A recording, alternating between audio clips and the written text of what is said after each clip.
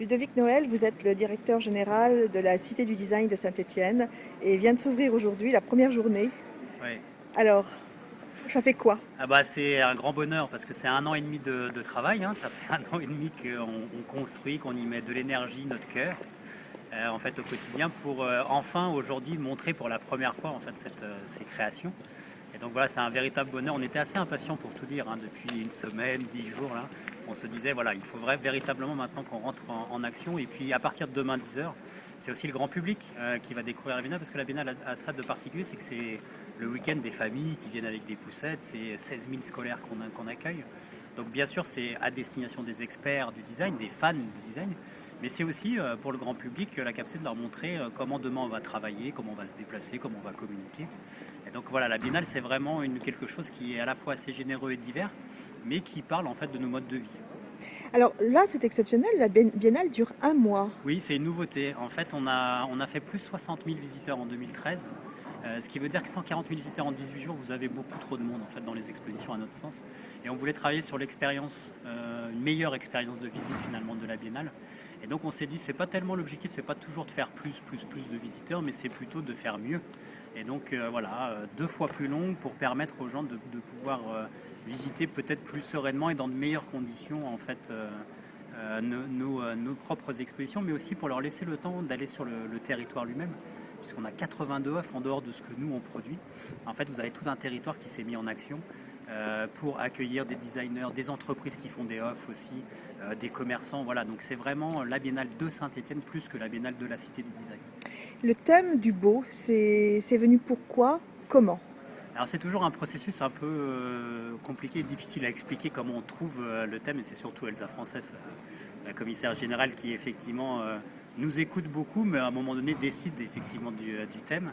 Là, notre volonté, c'était de revenir peut-être, à Saint-Étienne, on défend tellement le côté utile du design qu'on s'est dit il faut qu'on revienne aussi à la source du design qui est le beau. Ça, c'était la première envie. La seconde, c'était aussi de se dire que finalement, on a l'impression que parfois on a une esthétique un peu mondialisée.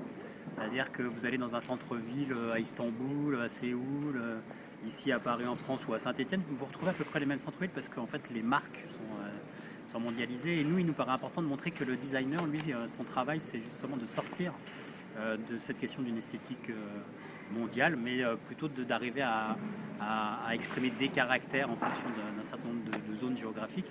Et certains industriels ont commencé ça, c'est-à-dire ils livrent finalement des objets industriels qui sont communs, mais ils proposent aussi, on voit ça dans l'automobile très bien, hein. Aujourd'hui, vous avez plus simplement le choix entre 15 couleurs. Vous avez un choix entre une dizaine d'enjoliveurs différents, entre vos couleurs de rétroviseur, votre toit qui est dans votre région préférée. Voilà, donc on sent bien aussi que l'industrie est en train de revenir sur une volonté d'avoir le produit universel, mais essaye aussi de s'attacher aux particularités et au goût finalement de différents populations, cultures, gens. Voilà. C'était aussi ça, c'était de sortir du côté universel. Quel est le moment phare pour vous de cette édition? Ah bah, il y en a plein. En fait, c'est ça qui est toujours difficile. Par exemple, aujourd'hui, on accueille pour la première fois, on va faire la parade du design. La parade du design, ça va partir du centre-ville. On a travaillé avec les enfants des centres sociaux de la ville et qui ont dessiné en fait ce que pourrait être des chars design.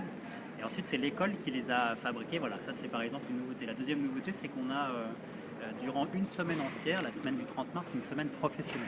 C'est-à-dire, puisqu'on a un peu plus de temps, ça nous a permis nous de programmer en fait les événements pour les entreprises et les designers dans une semaine.